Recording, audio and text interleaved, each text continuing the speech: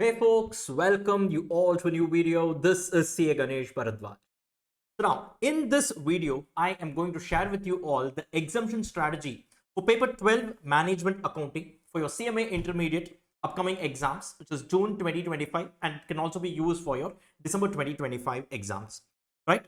Now guys, trust me, this is a time tested strategy which can be followed, and the objective here is to score the maximum marks by spending the least amount of time. So be it if you're watching this video 1 week before your exam or even a month before your exam, trust me, it will definitely be useful for you to boost your score in the upcoming exam. So now let's get started. Now, first of all, guys, your exam paper, right, gets printed for 128 marks, out of which the first 30 marks, yes, is your MCQ component wherein you have 15 questions each carrying 2 marks each. Right now, these are all concept driven, so which can easily be answered. If you watch our lectures, everything is conceptual, not even a single formula had to be mugged up, and that's about it. That is self-sufficient. One revision, one look at it, and you'll be done here.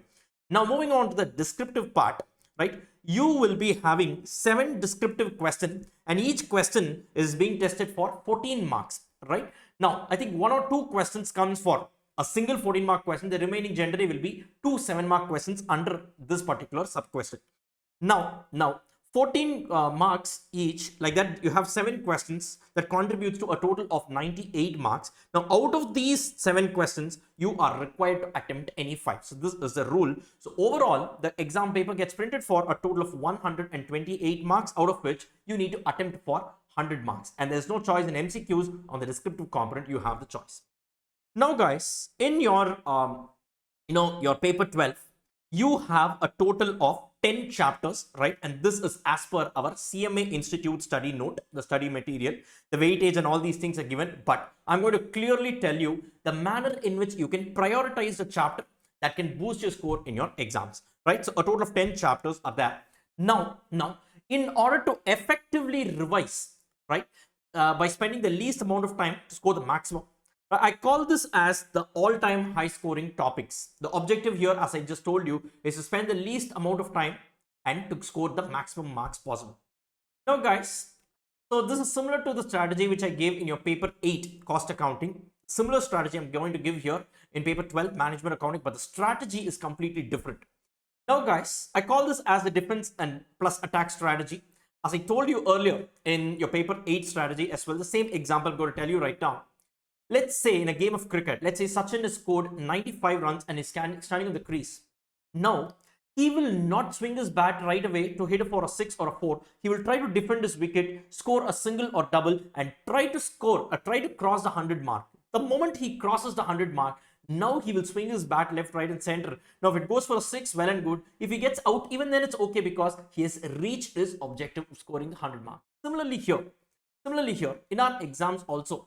Now, what happened in Sachin's case, the example that I told you, first he went for a defense, right? And the moment he crossed whatever the objective he had, he went into the attack mode. Similarly here, for our CMA intermediate exams, right? Now, you need to score the first 40 marks. Now, till then, go on a defensive mode. Next, try to attempt and score the next 20 marks. Now, exemption is guaranteed. You need not touch this paper again for a lifetime. And once the 60-mark component is crossed, now you can get into the attack mode. Whatever marks that you get is going to contribute to your extra score. And trust me, guys, you can score even 80s and 90s in your CMA Inter paper 12 management accounting, right? Now, what I would suggest is, now guys, the strategy here is completely different from the strategy we saw in our paper 8 cost accounting. Now, here in paper 12, my suggestion would be is to first cover the 2 theory chapters, right? Introduction to management accounting. Quickly just glimpse, right? And in fact, in our lectures, whatever I covered, now if you take in notes, quickly just one look at it, and that's about it, because generally 7 mark comes from this area. I think the first question, 1A or 2A question, the descriptive component is starts with question number 2, because question number 1 is your MCQ. 2A generally gets tested for your in your introduction to management accounting, right? Fairly simple. Quickly go through it, put it in your own language, and you're done. Then there is a chapter, responsibility accounting, the theory chapter, right? On an average, this gets tested for 5 marks in the theory component, descriptive component, plus at least 2 marks gets tested in your MCQ component. So 5 plus 2, I've added it up and put it as 7. This also comes in your exam, mostly in every single attempt. Predominantly, this chapter also comes in. Now guys, these two chapters, it just requires very minimal efforts here, but you can have a total score of 7 plus 7. A 14 mark component is already covered here by spending the least amount of time and not even a single sum you need to do, because these two are theory chapters. Simple. Clear with this, guys. Once this is done, go to budgeting chapter. It's not a big chapter like standard costing, relatively a smaller chapter, right? Or at least a medium chapter. Focus on this chapter. On an average, this chapter contributes to about 16 marks in your exam.